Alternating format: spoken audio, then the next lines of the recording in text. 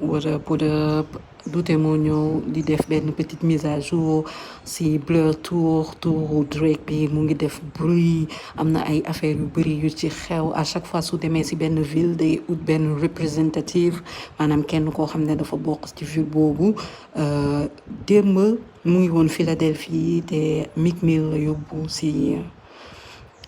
podium bi sérieux concert am bi instant yi ñëpp a ngi wax ci loolu dafa mel nii sax dafa commencé étouffer concert u Beyoncé bi kenn xamul lii lan la en tout cas mu ngi toj dëkk bi ñëpp a ngi gis li xew nit ñaa ngi like vraiment nee nañ ko billet yi léegi presque date yëpp fees ñun nag ñu ngi laajte Afrique kañ lay doon nag ñun tamit ñu bokk ci Sénégal normalement war nañu recevoir benn Drake quand même wala lu seen xalaat bàyyi leen ko en commentaire